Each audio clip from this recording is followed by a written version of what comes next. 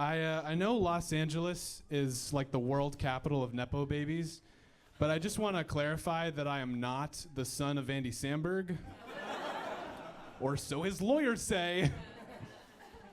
I want to thank The Crow for allowing me to have a spot here. I really do love stand-up, particularly the way it mirrors how I talk at women. I was in a bad relationship. I was dating this girl for 5 years, and the writing was on the wall that it was rough.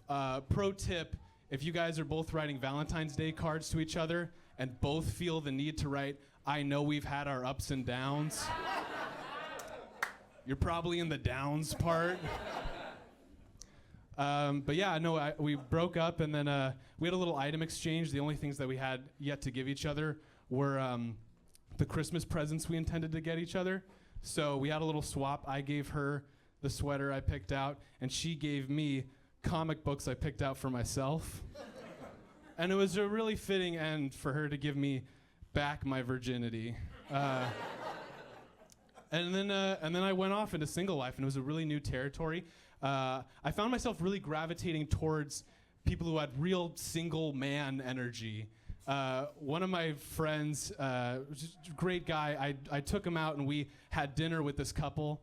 And before we went there, I was like, "Hey man, it's like a kind of a different vibe between like you and me than it is with them. So like just keep that in mind." He's like, "Oh yeah, for sure." And it was about 5 minutes into dinner that he took out his phone and he was watching Instagram reels of cars crashing.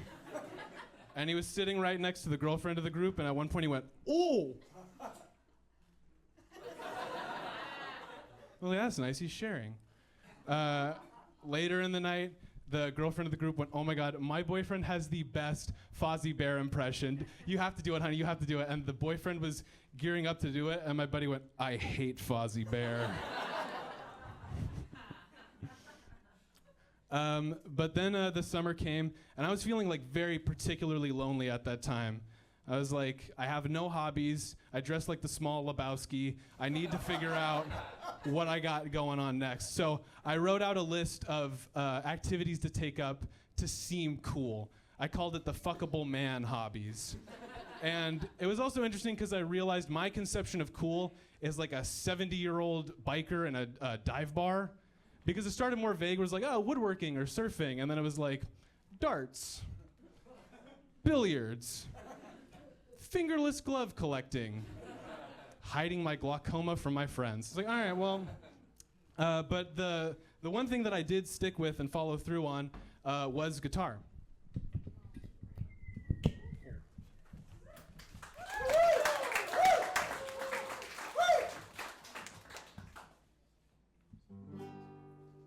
That's a G.